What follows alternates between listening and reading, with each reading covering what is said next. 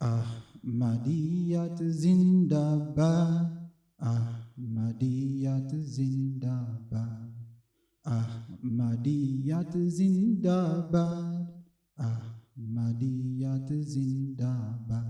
Salam alaikum wa rahmatullahi wa barakatuh.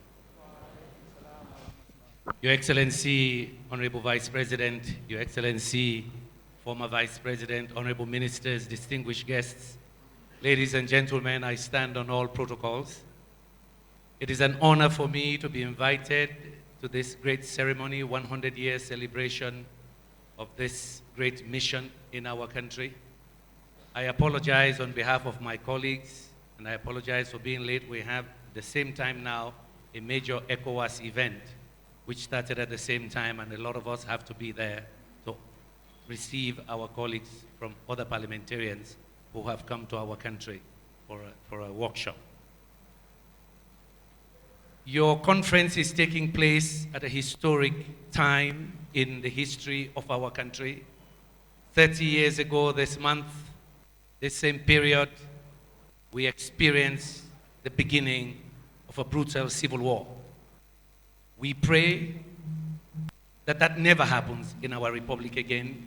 Amen. We pray that you will continue praying for our great nation, that we, the political leaders, learn from the mistakes we made at that time that caused that civil war in our country.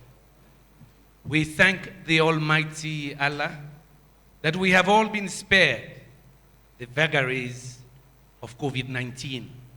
May the Almighty continue to protect all of us and our families.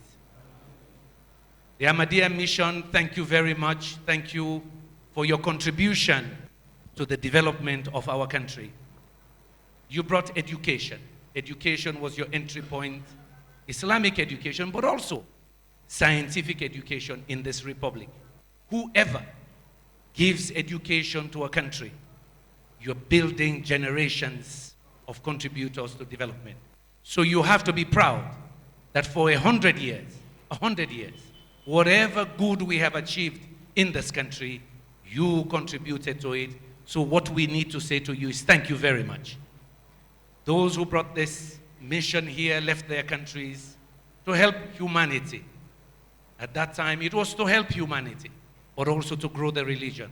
We thank you for your contribution to our development.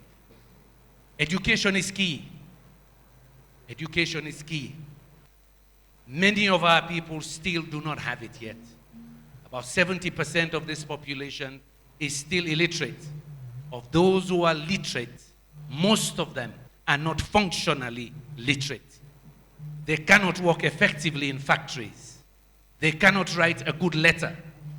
They cannot even continue analytic thought in what they're doing. So your mission really has just started. The first 100 years was for you to settle down in our country. The next 100 years is for you and others and ourselves, we the leaders, to make this nation great. We had greatness before. In colonial times, it was not only the Athens of West Africa, it was the country where the colonial administration established a number of institutions to train other countries of their own colonial dominion. We need to restore that prestige. We need to raise the level of education, the quality of education. Some of us are where we are because of that great tradition of a wonderful education. I remember I was at CKC boarding home.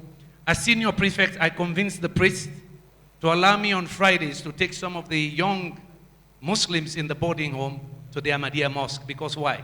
The Ahmadiyya school had the closest mosque to CKC. But there was another reason why I chose it. Because on Fridays in those days, they will do extra lectures in English and Creole. So I felt that, okay, if I bring these young Muslims there, they could understand a little bit more because they did not have time to be able to be taught the Islamic Quranic verses. So I remember that as a young teenager at CKC. So I benefited from your generosity. And indeed, I used a number of Ahmadiyya literature to be able to boost my own knowledge of Islam, but also to learn the verses of the Quran. May Almighty continue to bless your efforts here. May Almighty guide our leadership. May the Almighty continue to have peace in our country and protect us from COVID-19. Thank you very much. Ahmadiyat Zindabad, Ahmadiyat Zindabad.